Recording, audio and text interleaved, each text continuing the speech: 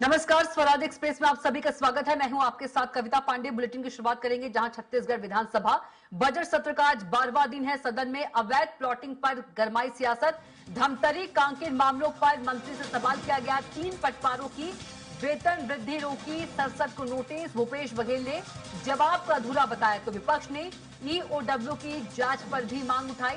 मंत्री के जवाब से विपक्ष असंतुष्ट रहा तो वॉकआउट किया। बता दें कि राजस्व मंत्री पर संरक्षण देने का आरोप लगे। आदिवासी जमीन के मुद्दे पर भी बहस हुई तो 2 मामलों में जमीन वापस करने के आदेश दिए गए। तो आदिवासी जमीन के मुद्दे पर भी बहस हुई। बता दें कि भूपेश बघेल ने जवाब को अधूरा बताया। तो छत्तीसगढ़ विधानसभा बजट सत्र का आज 12वां दिन है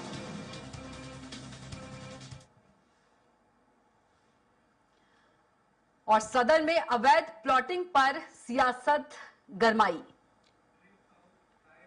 और इसी खबर पर ज्यादा जानकारी के साथ रायपुर संवाददाता दिलीप साहू सीधे जुड़ गए हैं। दिलीप, यदि बात करें छत्तीसगढ़ विधानसभा बजट सत्र का आज 12वां दिन है और आज का दिन भी हंगामेदार रहा।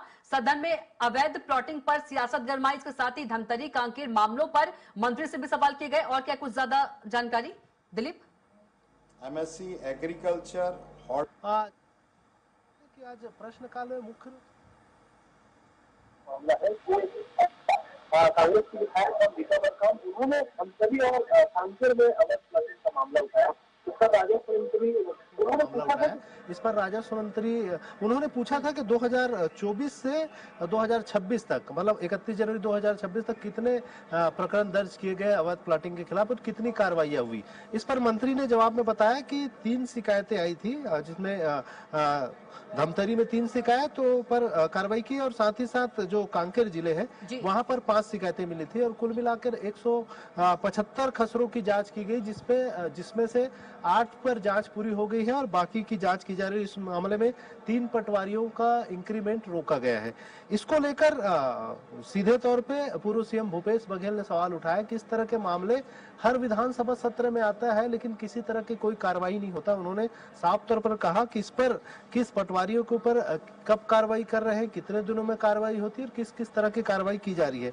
इसको लेकर मंत्री टंकराम वर्मा ने बताया कि 67 को नोटिस जारी किया गया है और 3 पटवारियों को इंक्रीमेंट रोका गया है। हालांकि इस पूरे मामले को लेकर भूपेश बघेल ने फिर से सवाल उठाया कि जितने ऊपर भी कार्रवाई हो रही है केवल लीपापोती की जा रही है, ठोस कार्रवाई नहीं की जा रही है, जिसके कारण इस तरह से प्रकरण बढ़ते जा रहा है। और विपक्ष की ओर से ईओडब्ल्यू से इसकी जांच कराने की मांग की गई और इसके साथ ही साथ सत्ता पक्ष के साथ ही साथ विपक्ष के साथ ही साथ सत्ता पक्ष के विधायकों ने भी इस मामले में घेरा राजस्व मंत्री को। और जो सत्ता पक्ष के विधायक है अजय चंद्राकर, उन्होंने भी सवाल उठाया कि जिसके जवाब मंत्री ठोस तरीके से नहीं दे पाए और इस तरह से सत्ता पक्ष और विपक्ष के दोनों ओर से मंत्री को अवैध प्लॉटिंग के मामले में घेरते हुए नजर आ रहा है। और मंत्री ने जो जवाब दिए उससे असंतुष्ट होकर फिर सदन से वॉकआउट किया विपक्ष ने।